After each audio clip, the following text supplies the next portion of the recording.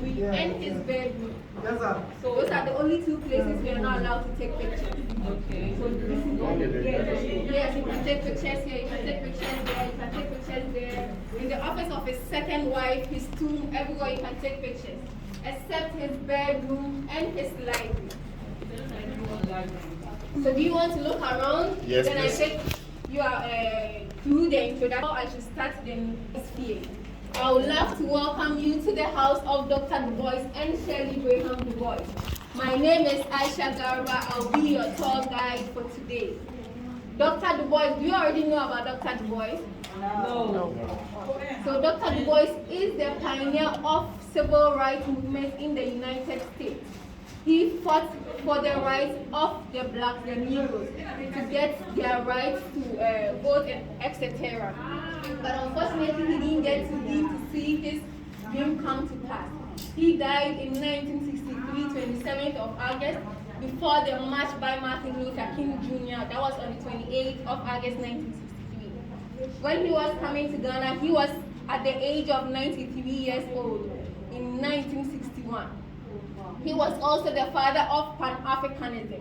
Although he didn't organize the first Pan-African conference, he took over and organized the rest of the 5 Pan-African conferences. Then again, he was the founder of the NAACP, National Association of Advancement for the Colored People, that is in the United States.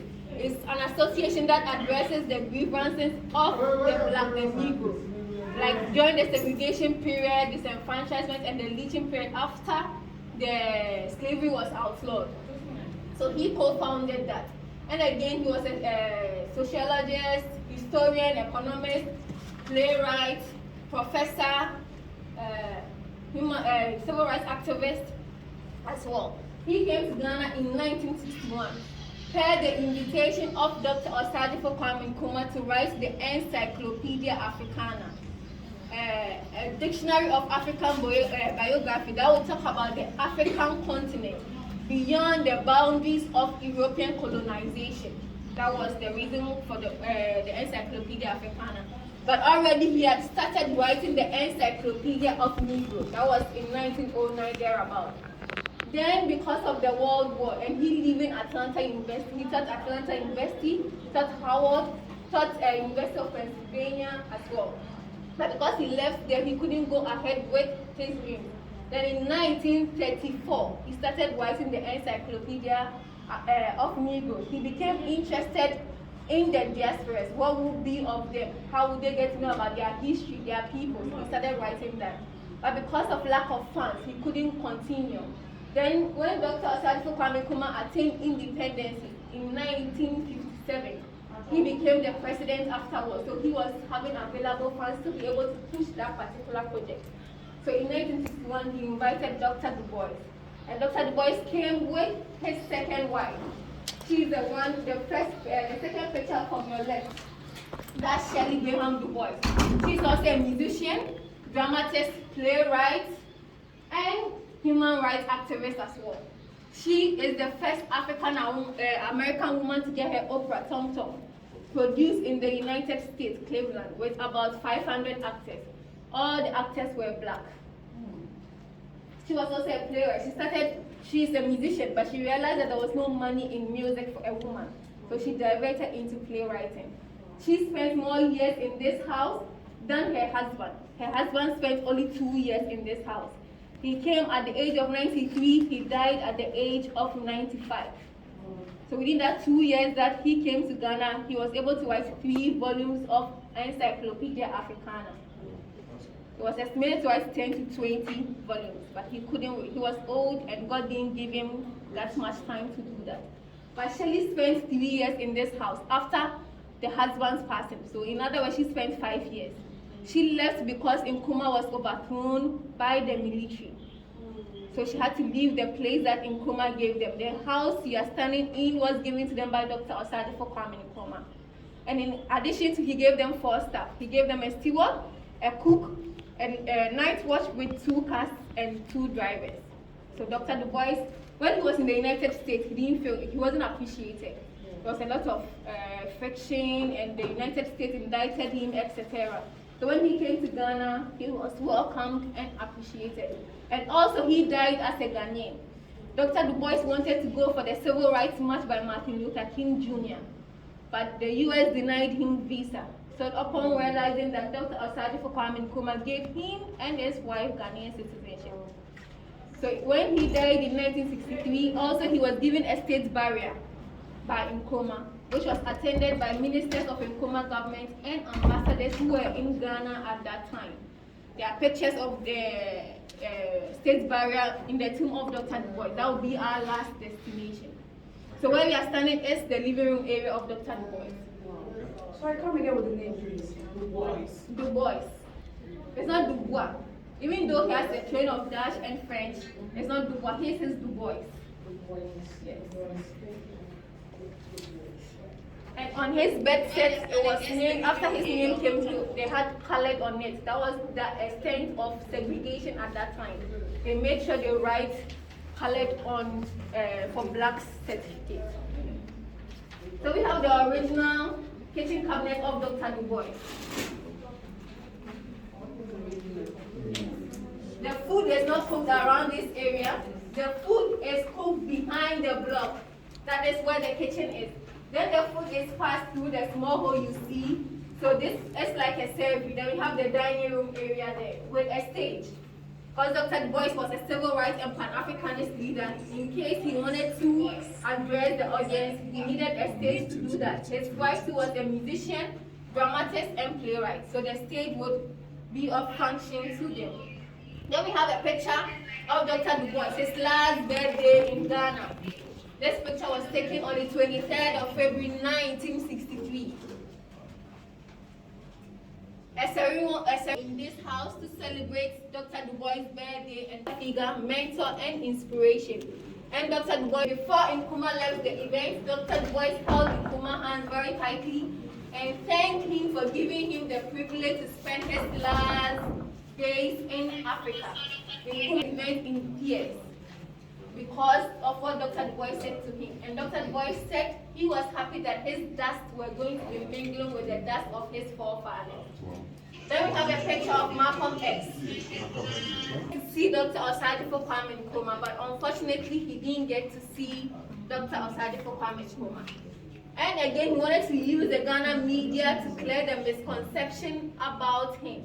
You know, he was portrayed to be a racist and a violent man. So he wanted to use the Ghana media to tell them what he stood, and that he supported Martin Luther King Jr. But if Martin's method did not work, then they have to use his method. So it's not like he didn't support Martin Luther King Jr., but he felt his method was. Okay.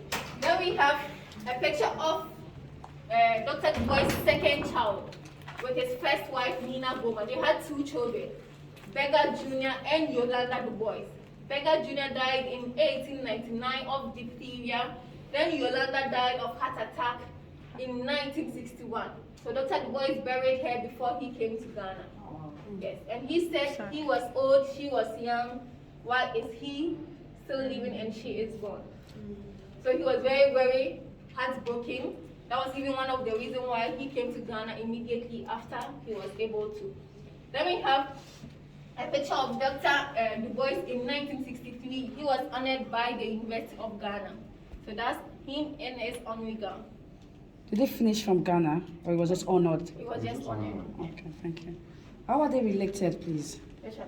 Him and Dr. Dubois. Malcolm X. Malcolm X, They are yes. not related. Okay. They are not related. This happened to be the history. Yes, and they were all fighting for blacks.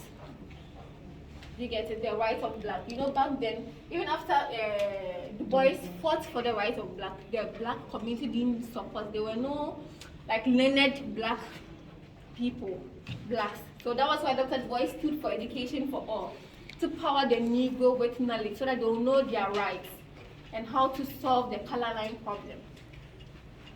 So it was after Dr. Du Bois was old, that was when Malcolm X came out, Martin Luther King, and the rest also came out to help get the rights, yes. Thank you. The education period. Boys. You know, Dr. Du Bois stood for education for all. and to power the Negro with knowledge. So now this gets through.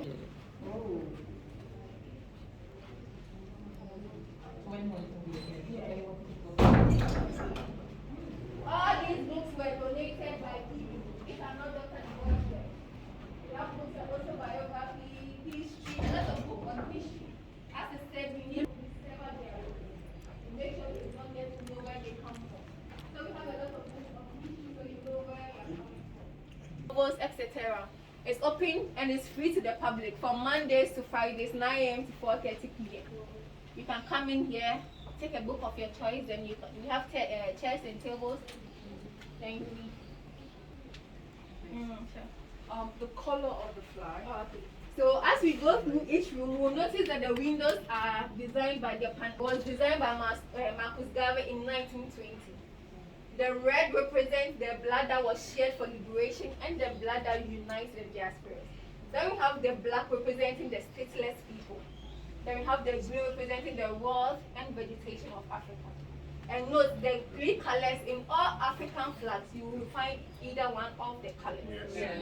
Yeah. So hence, why are we not united if we have question? Okay. Thank you. A very good question. So we'll have a lot of by next year, hopefully, shall. Okay.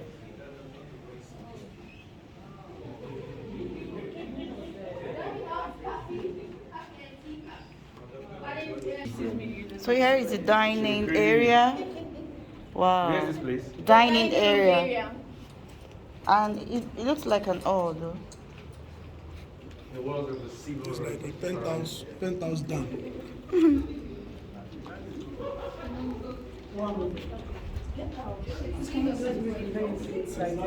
have the father of Pan-African, but he didn't organize the first Pan-African conference. The first Pan-African indie barrister from Trinidad. He is called Henry William Sylvester. That was in 1900 in London. That was where Dr. Dubois was elected secretary. Then subsequently, Dr. Dubois took over. So he organized the 5 conferences. The last one in 1945.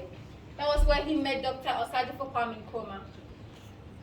They had a brief conversation, stayed in touch. So Dr. Dubois was invited to write the Encyclopedia of Africana.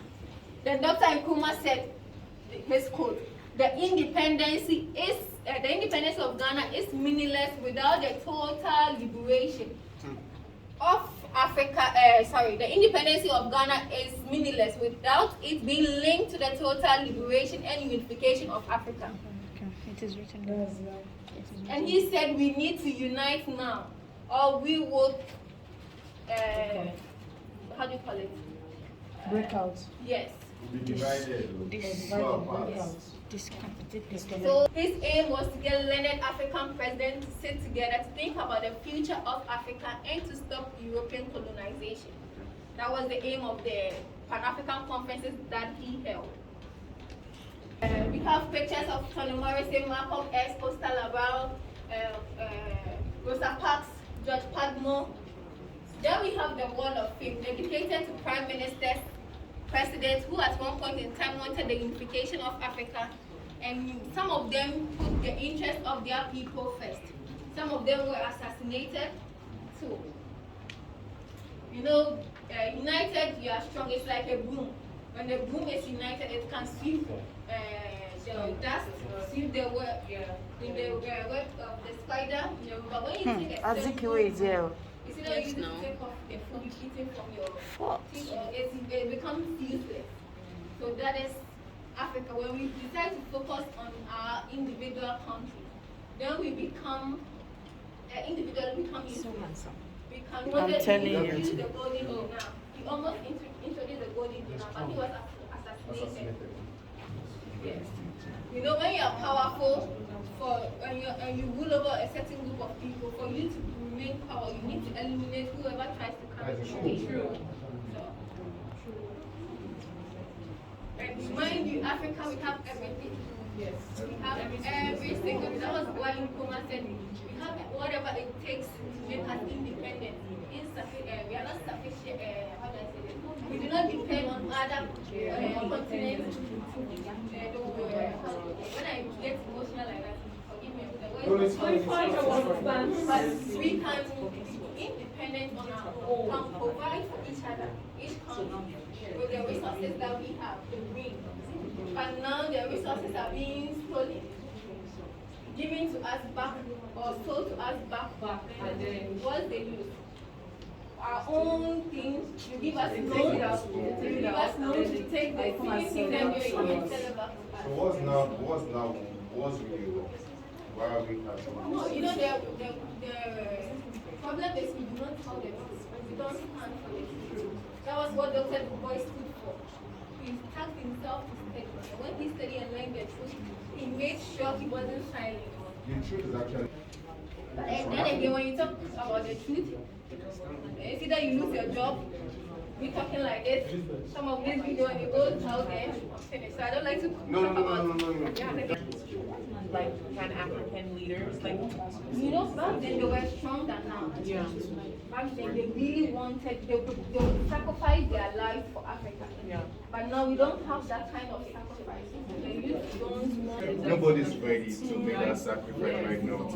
If I decide to do that right now, will you be willing to support? Right, it's like I feel like they're smaller, like they're not seen. Then it would be one person and they'd be in the newspapers, they'd be everywhere, but now voices I feel like aren't. There's so many people who are And okay, now you know right now the percentage that we have now, we have a lot of as in like different ways to let out our voice. But right now we are actually using those stuffs. Otherwise, like the media right now, it's something we can do if we come together. The truth, a lot of people don't want the truth. Okay, fine, we have the same. Okay, this is the view. She also shared the idea with me. Share the idea. But do you know that one of us, Yes. chicken out? chicken out, yes. And that's what they use against us. Exactly. That is They're just one it. of you against. Chicken out. So when they were even supporting Dr. Nkoma, they're the same people overthrew him. So they'll make sure if you're a group of people, one person will definitely they'll get one person, and Yeah. we are greedy. Africans are very greedy. Yeah. So they make sure they use the money to get you to sell out your own people. Some Africans, not all of us. Not all of us. Generally, Africans. I mean, good. No, you know, with God, Just that the ratio is no, you just. see, God greed is in every human being, but it depends on you to make the choice. Yes. The choice is yours. The choice is yours, whether you agree or not. That was an all-black university and had gone straight to Harvard. He would have thought of himself as a white man. Where was the university located? Pardon? Where was it located? His first university. He had his first degree from Fifth. Location. Which country? Location. Yeah. That is Nashville. Nashville. Tennis, Okay. yes. Stay in the US. Still in the US. Okay. Yes. So that Fifth university gave him that black Can you spell that orientation. fix? Okay. Was the first ever African F-I school? Yes. Pardon? Was it It was an all-black. school? Yes. Okay. FISKE. That's Okay, Fifth okay. University. Growing up in Great Barrington, Massachusetts at that time, there were just a few blacks. Most of them were white. And he was also light skinned, very, very light skinned, almost like a white man. So he grew up around a lot of white people. So the school he went gave him who he was. Then he went to Harvard. Harvard too is surrounded by a lot of white. And if you don't take care, you feel like white. You have to wash your. No camera here. No camera here.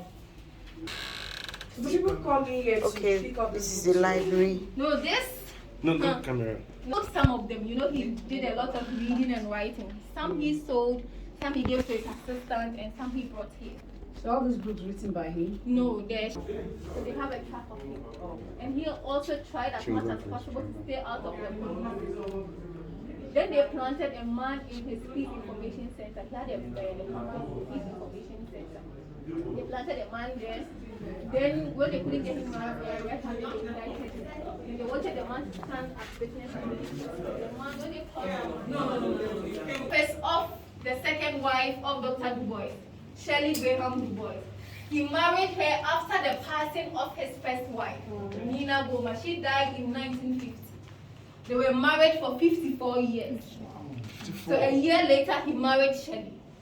The reason why he married Shelley is because Shelley convinced him that he needed someone to take care of him. Because at the age of 83 years old, a man at that time would not be able to cook, do his laundry, so she was more of his caretaker. And he called himself her father confessor. He married Nina because they met at Wilberforce University where he taught Greek and Latin. Then we have Shelley, who was a worker at the NAACP. Shelley had already started, or she knew about Dr. Dubois because her father was reading to her about Dr. Dubois' crisis monthly magazine. So she already knew about Dr. Dubois. Then when she came to Ghana, she was elected the first director of Ghana Television, now Ghana Broadcasting Corporation, by Nkrumah. She was also an advisor to the Nkrumah government. She told Nkrumah not to go for that meeting in China before he was overthrown, but he went regardless. And it was good he went because if he was to be in Ghana at that time, he would have been killed. She had 2 children from her previous marriage, Robert and David. Dr. Dubois adopted the last one, David, and gave him his surname. So he's called David Graham Dubois. Yes. Then we have, because the office is the office of a woman, we have dedicated the fight for themselves. They fought to free their people, and some of them fought to free the countries, to stop European colonization. The ones behind it, that is the white and black ones, some of them. But these ones by the United States. Women. Yes. Women power. Yes, she could dress like a man, she could dress like a woman, she could dress like an old. freedom fighter. Yes. Then she escaped as a slave when trying to get freedom, went to the north, came back to free her people as well. Then we have Queen Nani from the Ashanti region. She's from the Maroons. She helped to defeat the British army. She would use the flute to give signals to the slaves who were hiding. They'll use leaves to disguise themselves, so they'll look like they're plants. So when the British army is there, then they'll surround them, then they'll conquer themselves. Women are great. And the tourist said if Dr. Dubois hadn't married Shelley, he would have died early. True. So she took care of him. So the last place before the tomb is the bedroom of Dr. Dubois. We are not allowed to take pictures there because of his personal collection. Thank you. Is that the last? The last place before the tomb. Before that, we have pictures. Yeah, so having so much fun here. Okay, so outside after the beautiful tour, and in fact, I think I'm loving the whole history thingy right here. I mean, this is really, really enticing, yeah?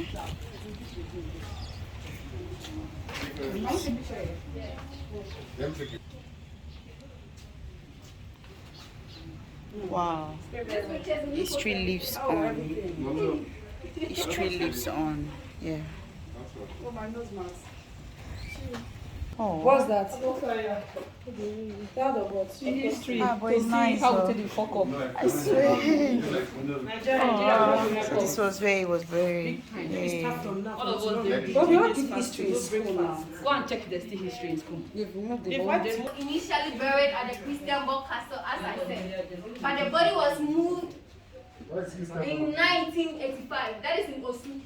Yes, That's like close to the shop, right? Also, she. The shop, right? Close to the shop, right?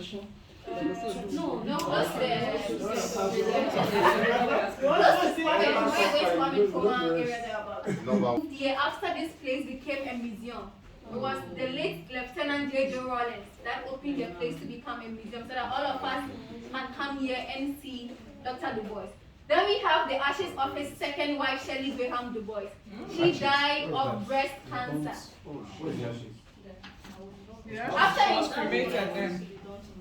so she's in it. Yes. So after Dr. Nkrumah was overthrown, He's complete this. I'll go. overthrown, Shirley Dubois was under house arrest until her lawyer and her brother came to help her or to set her free. But she was still asked to come, but she was afraid to be kidnapped. So she moved, she couldn't go back to the United States either. So she moved from one port to another, went to France, went to Germany, went to Tanzania, but finally settled in Cairo. That was where, Egypt. That was where her second son, David Dubois, was a journalist. Then she studied Arabic and supported Afrocentrism. Then she got ill, was diagnosed with breast cancer, went for treatment in China, never came back, died, and she demanded that her body be cremated and the ashes brought closer to where her husband, Dr. Dubois, was buried. So that's why you have the ashes of Shirley Dubois here.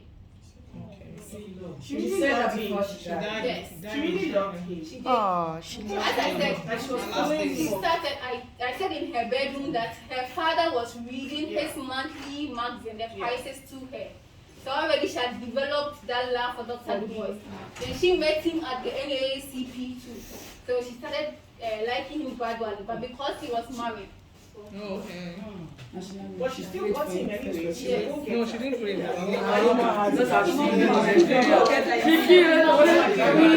Give it to Dr. Dubois by Dr. Sadifo Kwame.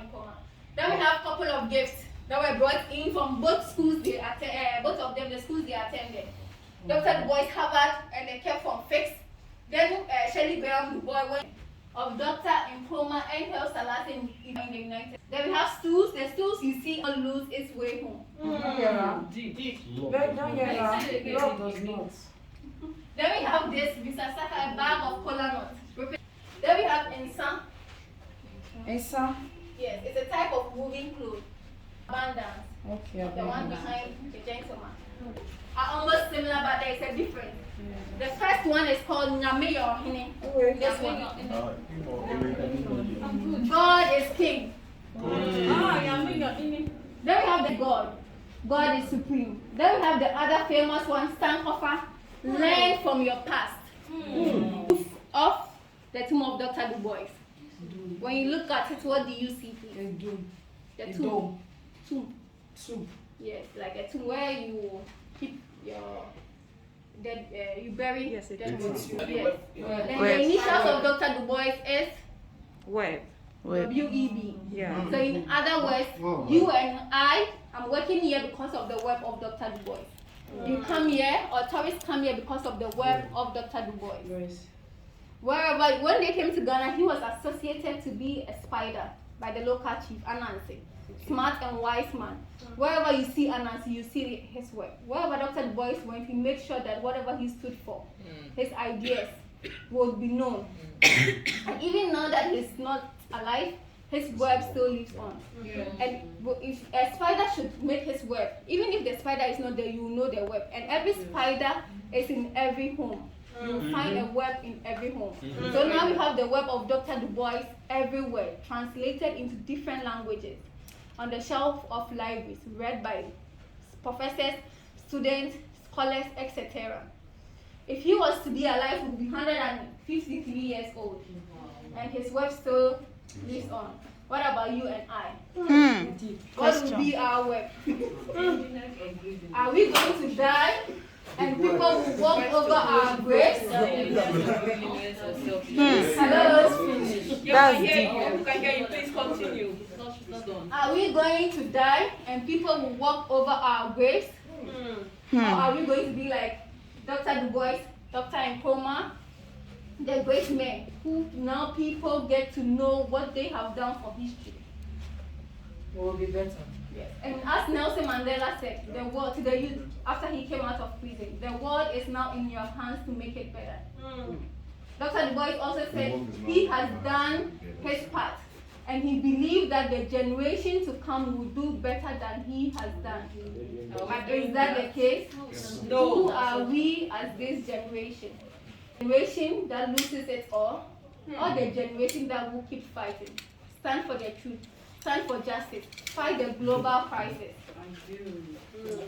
Dr. Dubois said he wasn't an organizer. He fought to get people united for a common goal. We cannot do it by ourselves. What will be our finish line? How are we going to hand the next stick to the next generation? Not just realistic. So let's not wait for help to come. Let's be the helpers. Thank you. Thank you. Point is to read. We had a lecture some few weeks ago, and the lecture said Africans do not love to read. And that is where the solution to our problem is. Knowledge. So let's try as much as possible to read and also accept that we are Africans. Let's not let the division separate us. Regardless, we will fight, and it's normal in every family.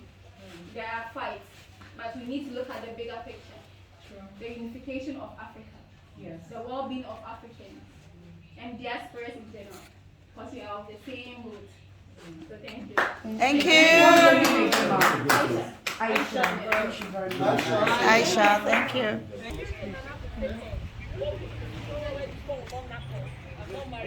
Okay, it was just a very lovely one at the Dubois Memorial Center, and actually had so much fun around the old location for you to have a beautiful view of a big compound. Can you see? Can you see it? So beautiful, yeah? Can you see? Can you see? This is so nice. In memory of Dr. Dubois. You can see? Such a big compound.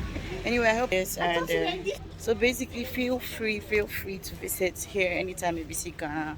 It's actually a very lovely history that was documented for years, and I think I have fun. Anyway, if you haven't subscribed to this channel, do that right now. Turn on the notification bell to get notified on each time we'll post right on the HTH TV.